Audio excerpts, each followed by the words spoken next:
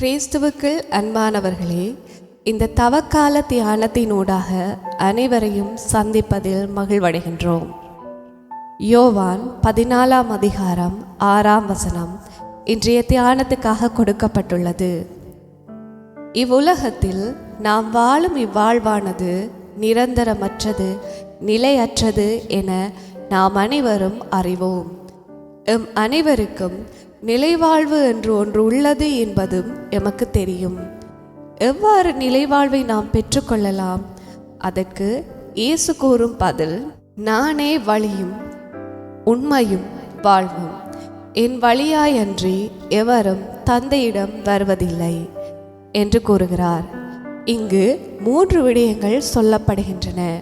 ஒன்று வழி, இரண்டாவது உண்மை, மூன்றாவது வாழ்வு. இவைகளை நாம் யாரிடத்தில் எங்கே பெற்றுக்கொள்ளலாம்?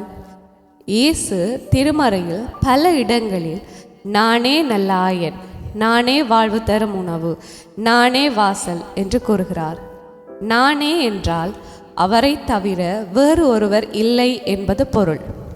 நானும் என்றால் இன்னொருவரும் இருக்கிறார் என்பது எமக்கு தெரியும்.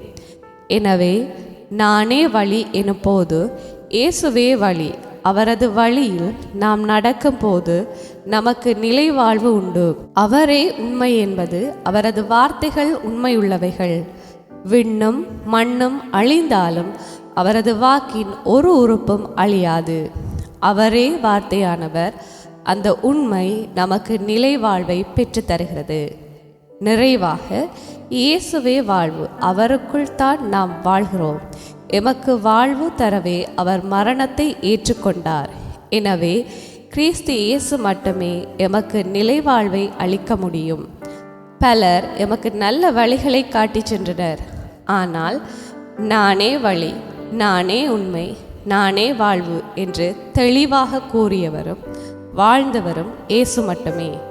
அதனால் தான் என் வழியாயன்றி எவரும் தந்தையிடம் வருவதில்லை என்று ஆணித்தரமாக தைரியமாக சவால் விடுகிறார் இயேசு. ஆகவே தந்தையிடம் செல்வதற்கும் நிலைவாழ்வை பெற்றுக்கொள்வதற்கும் ஒரே வழி இயேசு கிறிஸ்து ஒருவரே. எனவே பிரியமானவர்களே, அவரது வழியில் நடப்போம், அவரது உண்மையில் நடப்போம், அவருக்குள் வாழ்வோம், நிலைவாழ்வை பெறுவோம். இதனை செய்ய ஆண்டவர் எமக்கு உதவி செய்ய மன்றாடுவோம். அன்பின் நிறைவா, நீரே வழி, நீரே உண்மை, நீரே வாழ்வு என நாம் நம்பவும், உம்மாலே அல்லாமல் வேறு வழியில்லை என ஒத்துக்கொள்ளவும், நிலைவாழ்வை நோக்கி பயணிக்கவும் எமக்கு அருள் தாரும். ஆமேன்.